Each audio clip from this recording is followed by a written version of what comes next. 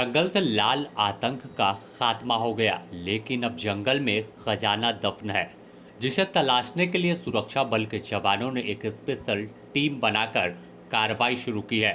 बीते 3 माह में सिर्फ बस्तर इलाके में पुलिस का दावा है कि 18 से 20 करोड़ रुपए माओवादियों के डंप से बरामद किए गए, लेकिन ये अब 18 से 20 करोड़ महज कुछ ही प्रतिशत है।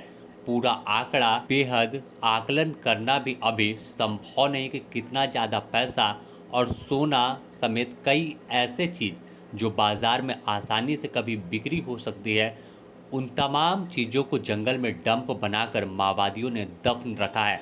यानी बस्तर के जंगल में पहले लाल आतंक का और बारूद के गन से बिछी हुई थी, लेकिन अब जंगल में जब माओवादी खत्म हो गए, पूरा बारूद नष्ट कर दिया गया, तो ऐसे में सबसे बड़ी चुनौती उन तमाम डंप को खोजना है जहां माओवादियों के पैसे और सोना समेत तमाम जो प्रॉपर्टी के तौर पर वह छुपा कर रखते थे, उसे तलाशना है।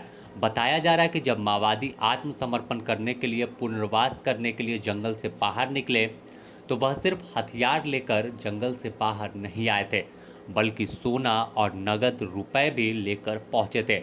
इसके बाद अब तमाम बड़े नक्सलियों से भी पूछताछ की गई, कई जानकारी भी सुरक्षा बल के जवानों को मिली, लेकिन डंप किस इलाके में है, कहां पर खुफिया वह सुरंग बनाकर रखा गया है तमाम पैसे को, वह एक चुनौती के रूप में है कि कैसे इसे भी वापस रिकवर किया जाए। क्योंकि नक्सलवाद कई बार पूरी तरह से सफाया होने का दावा किया जाता है और फिर एक बार कुछ साल शांत रहने के बाद संगठन वापस से बड़े पैमाने पर दिख जाता है। तो ऐसे में सबसे बड़ी रीढ़ की हड्डी उनका पैसा होता है, यानी आर्थिक रूप से जो वह मजबूत है कि जिससे हथियार खरीदते थे या तमाम चीज़ें, तो उन्हें भी साथ साथ सुरक्षा बल के जवान नष्ट करने और जब्त करने की कोशिश कर रहे हैं। इस पूरे मामले पर मीडिया रिपोर्ट्स के मुताबिक और बस्तर रेंज के आईजी सुंदर राज पी ने जो जानकारी दी है, उसमें बताया कि माओवादियों द्वारा गलत तरीके से स्थानीय लोगों और क्षेत्र में अलग अलग विंग से, जैसे ठेकेदार या अन्य कारोबारी से वह लेवी वसूलते थे। उसके बाद वह पैसे को पुलिस ने कई इलाकों से बरामद किया, लेकिन अभी भी कई जगहों पर जो है पैसा जंगल में दफन है।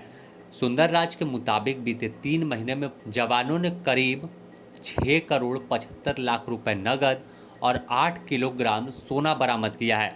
पुलिस के द्वारा बरामद किए गए सोने की कीमत 13 करोड़ रुपए आकी गई। सोना और कैश दोनों को मिलाकर 18 से 20 करोड़ माओवादियों के डंप से बरामद किए गए। लेकिन अभी भी जो जानकारी है कि कई इलाके में जंगल में डंप के अंदर काफ़ी कुछ दफन है। वहीं कई जो नक्सल एक्सपर्ट हैं, जो लगातार बारीकी से, कई पत्रकार जंगल को देखते हैं और ख़ासकर बस्तर रेंज की, तो कई रिपोर्ट्स में ऐसा दावा किया गया है कि तेंदुपत्ता के ठेकेदार से नक्सली लाखों रुपए हर माह वसूलते थे। साथ ही वो गांव वालों से भी पैसा लेते थे।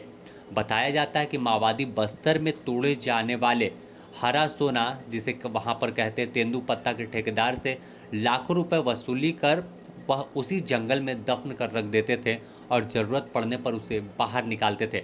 हालांकि कहा जाता है कि जब नोटबंदी हुई तो माओवादियों का करोड़ों रुपए, 1-2 करोड़ नहीं, 50 से ऊपर, ऐसा कई रिपोर्ट्स में दावा है कि ख़त्म हो गए, यानी पुराने नोट बदले ही नहीं गए। लेकिन कई जगह पर ऐसा भी जिक्र है कि माओवादियों के पास जब नोट थे तो उसके बदले इन्होंने सोना खरीद लिया था और नोटबंदी के बाद से सोना को रखना माओवादियों ने शुरू किया, जिससे इनके सोना में कोई न खराबी आएगी और न कभी बंद होगा। दिन ब दिन उसके दाम और उछाल होगा, जिससे संगठन को आगे चलाने में इन्हें मदद मिलेगी। लेकिन जब माओवादियों का खात्मा हुआ 2026 में 31 मार्च को, गृह मंत्रालय ने साफ किया कि माओवादी ख़त्म हो जाएंगे और जंगल में स्पेशल ऑपरेशन की शुरुआत की गई। तो कई तस्वीर निकली जहां पर जंगल से पहली बार 150 से 200 लोग माओवादी जो थे हथियार लेकर बाहर आ रहे थे। कई के पास पैसे थे, कई के पास हथियार थे, तो कई के पास सोना था।